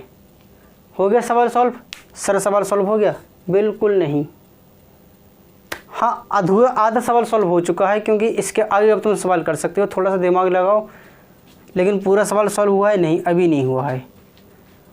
मैं यहाँ करता हूँ, पूरा सवाल सॉल्व यहाँ हो जाएगा। अब देखो हमारे पास इस कॉपर के सिक्के में कितने आइटम्स में हैं ये मिल चुके हैं, लेकिन Q इक्वल टू एन ये जो क्वांटाइजेशन ऑफ चार्ज होता है यहाँ पे, तो एन क्या होता है, ये नंबर ऑफ़ इलेक्ट्रॉन को शो करता है एन। तो हमें निकालना है नंबर ऑफ़ इलेक्ट्रॉन्स। तो कॉपर का एटॉमिक नंबर क्या होता है 29, यानी एक एटम के अंदर कितने इलेक्ट्रॉन होंगे 29 इलेक्ट्रॉन होंगे, 29 ही प्रोटॉन होंगे। तो एक एटम के अंदर कितने इलेक्ट्रॉन होंगे 29 इलेक्ट्रॉन। अब एटम कितने हैं हमारे पास, एटम इतने हैं, और एक एटम में इलेक्ट्रॉन कितने हैं, इतने हैं। तो टोटल इलेक्ट्रॉन कितने होंगे, टोटल इलेक्ट्रॉन यानी कि एन हो जाएगा 29 इंटू 3.11 इंटू 6.023 इंटू 10 की पावर 23 अपॉन 63.5।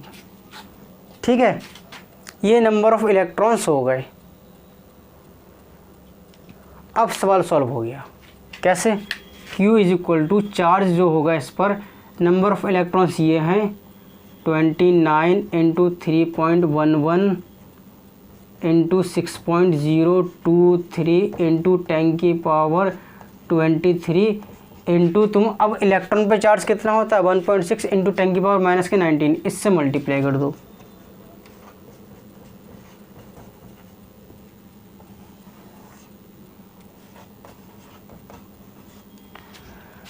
इतना चार्ज कॉपर के सिक्के पर होगा। सवाल समझ में आया तुम्हें? ये फिर से एक्सप्लेन कर देता हूँ तुम्हें कि क्या था। कॉपर का सिक्का दे रखा था एक, जिसका वज़न इतना था।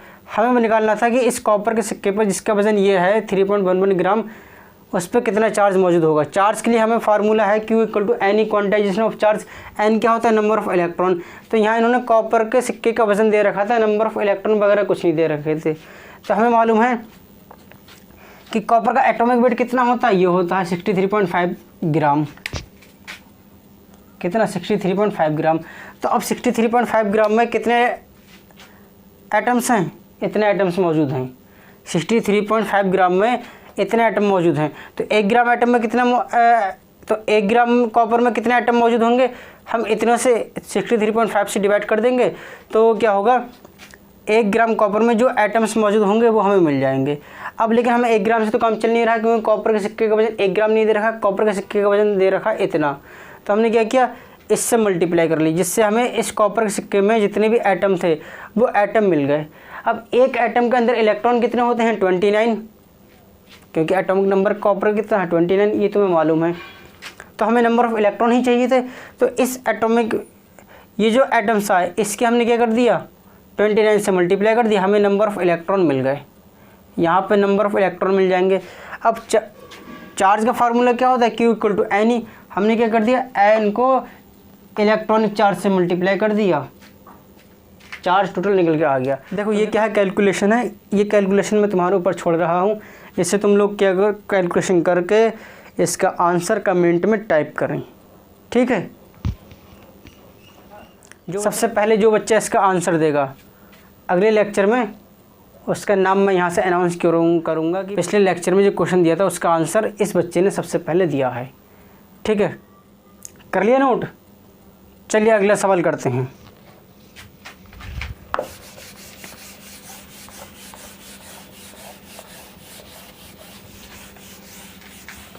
देखिए सवाल क्या है, सवाल बहुत अच्छा है और बहुत आसान है, और सारे के सारे क्वांटाइजेशन, कंजर्वेशन और यह तुम्हारा इलेक्ट्रॉन थ्योरी ऑफ इलेक्ट्रिफिकेशन, इन पर ही बेस्ड है सवाल, सब आसान सवाल हैं।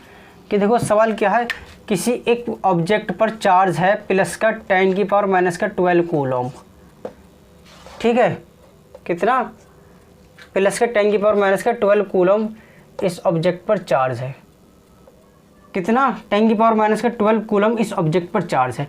तो सवाल में ये पूछा गया है कि इसमें बताओ नंबर ऑफ़ इलेक्ट्रॉन्स जो होंगे ज़्यादा होंगे न्यूट्रल स्टेट से या कम होंगे, किससे, इसे न्यूट्रल स्टेट से।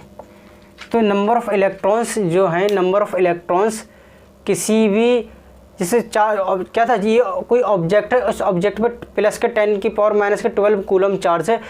तो सवाल ये था कि n यानी नंबर ऑफ़ इलेक्ट्रॉन्स इस ऑब्जेक्ट पे, जो अब नंबर ऑफ़ इलेक्ट्रॉन होंगे वो इसके न्यूट्रल स्टेट से ज़्यादा होंगे या कम होंगे, ये सवाल है। तो देखो इसके लिए वही काम आएगी तुम्हारी इलेक्ट्रॉन थ्योरी ऑफ इलेक्ट्रिफिकेशन। क्या कहा गया इसमें, इस पर चार्ज कितना है, प्लस का 10⁻⁻12 कूलम है। अभी जस्ट मैंने एक सवाल कराया है, उसमें मैंने बताया था कि अगर किसी ऑब्जेक्ट पर प्लस का चार्ज दे रखा हो तो वहाँ पे समझ लेना कि वहाँ से इलेक्ट्रॉन्स को रिलीज़ किया गया, वहाँ से इलेक्ट्रॉन को कम किया गया, वहाँ से इलेक्ट्रॉन को हटाया गया है। तो इसका मतलब क्या होगा, नंबर ऑफ़ इलेक्ट्रॉन क्या होंगे यहाँ पर, न्यूट्रल स्टेट से कम होंगे। तो ए के लिए तो ये हो जाएगा तुम्हारा। और बी में अब पूछा है फिर वही जाना पहचाना सवाल तुम्हारा कि नंबर ऑफ़ इलेक्ट्रॉन्स, फिर वो तुम्हें निकालना होंगे। तो वो नंबर ऑफ़ इलेक्ट्रॉन्स हैं कितने, निकालो नंबर ऑफ़ इलेक्ट्रॉन्स, फिर वो हैं कितने। Q is equal to N E, N is equal to Q/E। Q कितना है, 10⁻⁻12, 10⁻⁻12, और ए क्या है 1.6 इंटू 10⁻⁻19, कितना हो जाएगा। n इज इक्वल टू, इसे लिख सकते हैं हम इस तरीके से, 1 इंटू 10⁻⁻, का कितना हो जाएगा, ये ऊपर जाएगा तो 7, और ये हो जाएगा तुम्हारा डेसिमल से, यहाँ पे एक ये जो 1 है तुमने यहाँ 1 लिखा था, डेसिमल से एक यहाँ पे 0 बढ़ा लो, 16, एक यहाँ से पावर कम कर लो, ये हो जाएगा 100 इंटू 10⁻6 अपॉन 16, 16 6 जार 96, 4 बच्चे कितना आ जाएगा 6.25 इंटू 6.25 इंटू 10⁻6, इतने इलेक्ट्रॉन ट्रांसफ़र हुए होंगे। इस ऑब्जेक्ट ने इतने इलेक्ट्रॉन को रिलीज़ किया होगा जिसकी वजह से इस पर इतना चार्ज आया है। क्लियर इतनी चीज़ समझ में आया तुम्हें? तो नोट कर लो इस सवाल को ज़रा, आसान सवाल था ये।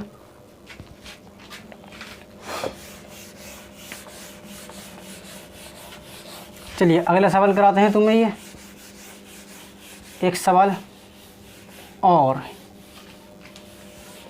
एक सवाल और। हाँ तो पूछो जी, क्या सवाल है? यानी ये हमारा सवाल है, हमारा सवाल है 2 मोल हाइड्रोजन गैस में कितना मेगा कूलम चार्ज मौजूद होगा। सवाल क्या दे रखा है कि 2 मोल हाइड्रोजन गैस दे रखी है, तो इसमें कितना मेगा कूलम चार्ज होगा, तुम्हें ये निकालना है। बेहद सिंपल, बेहद आसान।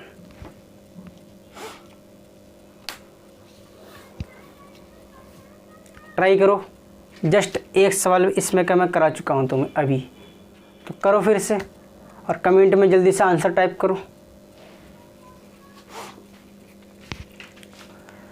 हो गया?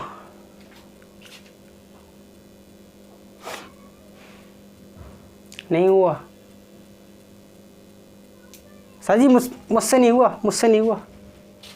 अरे बेटा तुम लोग हिम्मत बड़ी जल्दी हार जाते हो, इतनी जल्दी हिम्मत क्यों हारते हो? अच्छा एक सवाल पूछ रहा हूँ, you are mature enough, 12th में आ चुके हो, तो तुमसे अब से ये सवाल पूछ सकता हूँ मैं। एक बात बताओ क्लास की जब लड़की को तुम कोई अपनी दोस्ती का पैगाम भेजते हो और वो तुम्हें मना कर देती है तो क्या हार मान लेते हो?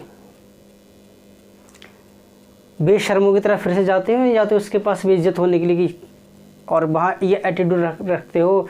कोई दोस्त तुम्हें, हमारे जैसा कोई सीरियस मिजाज दोस्त तुम्हें समझाने बैठ जाए कि भाई ऐसा नहीं है और कदम पीछे कर ले, खींच ले, तो तुम क्या कहते हो? होगा क्यों नहीं, होगा कैसे नहीं?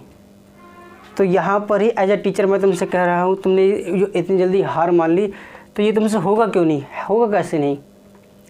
जो एटीट्यूड तुम वहाँ रखते हो अपना कि होगा क्यों नहीं, होगा कैसे नहीं और मैं करके दिखाऊंगा, तो वही एटीट्यूड यहाँ भी रखो कि होगा क्यों नहीं, कैसे नहीं होगा, करके दिखाऊंगा।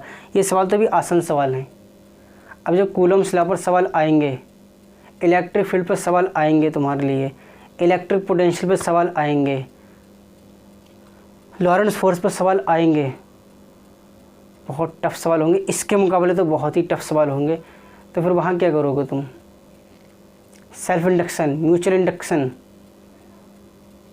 ऐसे इतना आसान नहीं है। तो एटीट्यूड अपना जो वहाँ रखते हो वही एटीट्यूड यहाँ भी रखो तुम। अच्छा चलो करते हैं फिर हम इस सवाल के लिए कि क्या है, 2 मोल हाइड्रोजन गैस है, इसमें कितना मेगा कूलम चार्ज होगा, हमें ये निकालना है। मेगा कूलम का मतलब है 10 की पावर 6 कूलम। ठीक है, समझ में आया इतनी चीज़? तो इससे तो अभी हमें मतलब नहीं, पहले हमें चार्ज निकालें। चार्ज कितना होता है? चार्ज होता है Q is equal to NE। N क्या है? नंबर ऑफ इलेक्ट्रॉन्स हैं। अब गैस है, देखो ध्यान देना, ये क्या है? गैस है। तो गैस के पास क्या होते हैं? मॉलिक्यूल्स। तो हमें ये देखना है 2 मोल में कितने मॉलिक्यूल होंगे।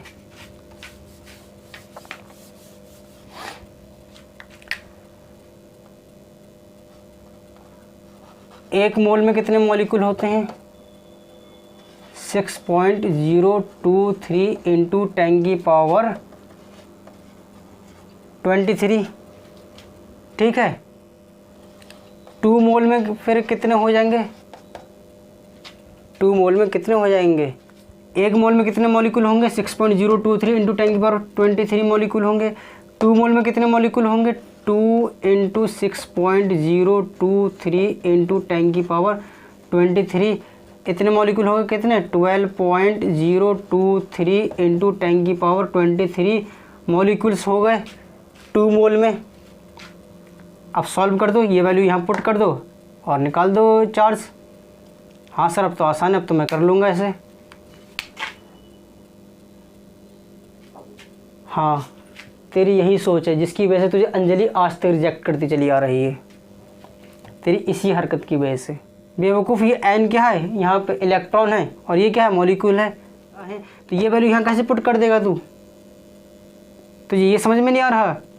यानी कि तुझे अब यहाँ नंबर ऑफ़ इलेक्ट्रॉन पुट करने हैं, नंबर ऑफ़ इलेक्ट्रॉन की वैल्यू पुट करनी है। तो ये देख, इस इतने मॉलिक्यूल में नंबर ऑफ़ इलेक्ट्रॉन होंगे कितने? तो अब हाइड्रोजन के एक मॉलिक्यूल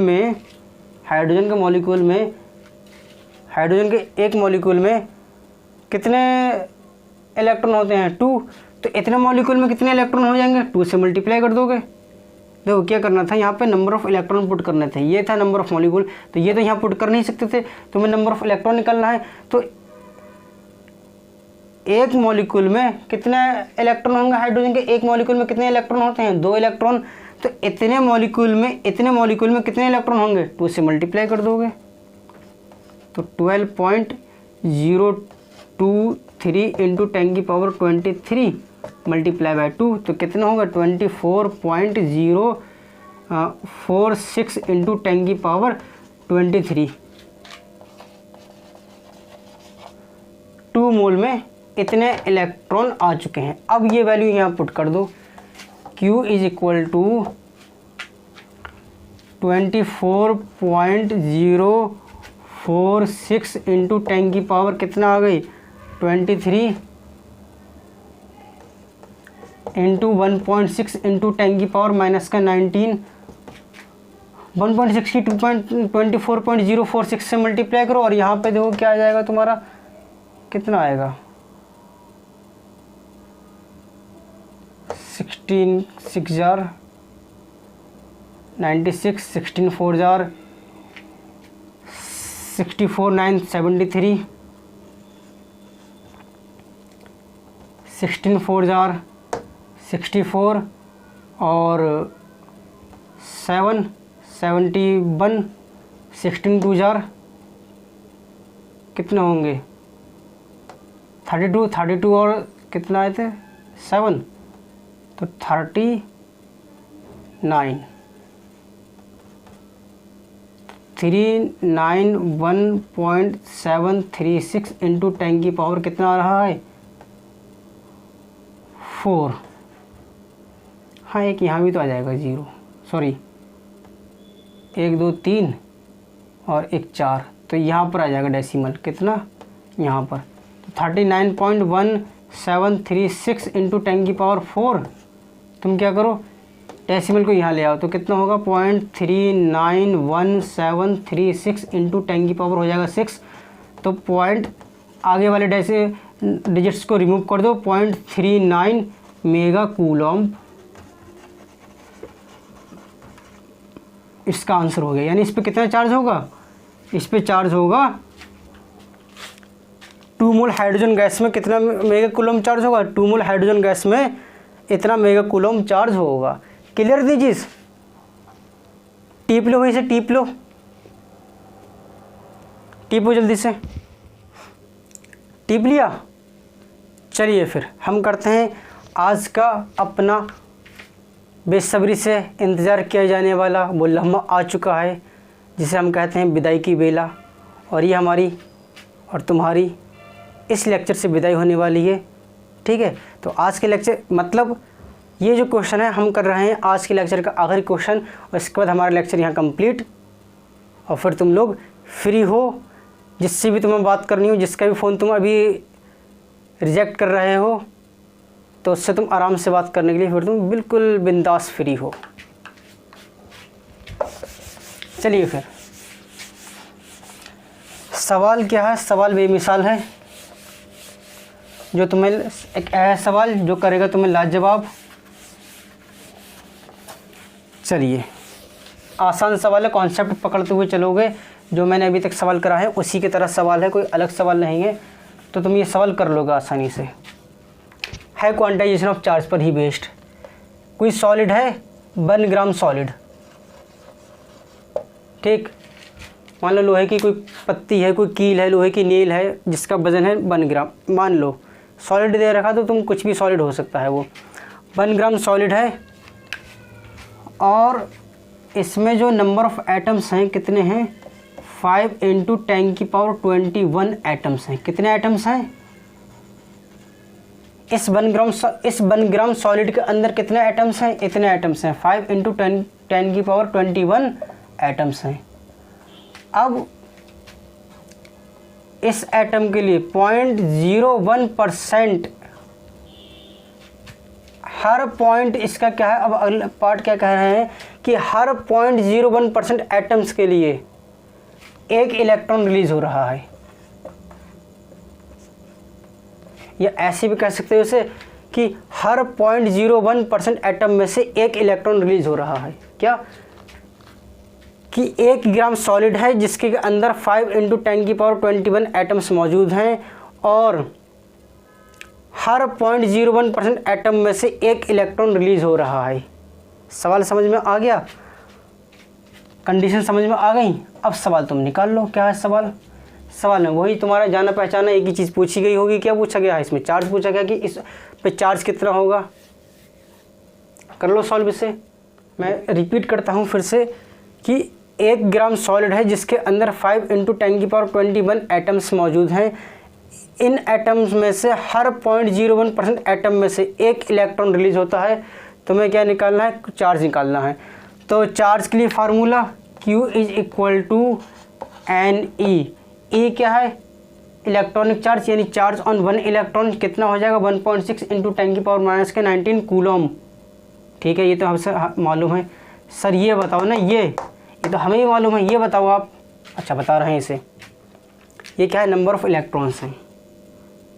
कैसे निकालोगे, ना यहाँ अवोगाड्रो नंबर दे रखा है, ना एटॉमिक वेट दे रखा है, ना एटॉमिक नंबर दे रखा है। ये तो और भी ज़्यादा आसान है। कैसे, क्या दे रखा है कि इतने एटम में ये जो एटम है, इस एटम का हर इतने हिस्से से ये टोटल एटम हो गए, तो इस टोटल एटम के हर इतने हिस्से से एक इलेक्ट्रॉन रिलीज हो रहा है। तो यानी तुम यहाँ से क्या निकाल लो, एटम निकाल लो कि नंबर ऑफ एटम कितने हैं, जितने भी नंबर ऑफ एटम है उसमें से एक इलेक्ट्रॉन रिलीज हो रहा है। बस सवाल बन गया तुम्हारा यहाँ पे। तो देखो नंबर ऑफ इलेक्ट्रॉन कितने हो जाएंगे, 0.01% ऑफ टोटल एटम कितने हैं, ये 5 × 10⁻21, क्योंकि हर इस हिस्से में से एक इलेक्ट्रॉन रिलीज हो रहा है। तो इसके जितने हिस्से बनेंगे, अगर इतने परसेंट का है, हम क्या करते हैं इतने परसेंट का हिस्सेदारी बनाना शुरू कर दें, तो जितने हिस्से बनेंगे उतने ही तुम्हारे क्या हो जाएंगे, इलेक्ट्रॉन हो जाएंगे। तो ये हो जाएगा 1.01/100 × 5 × 10⁻21। अब ये हो जाएगा यहाँ पे देखो 1/10⁻1 4 × 5 × 10⁻21 कितना हो गया, 5 × 10⁻17।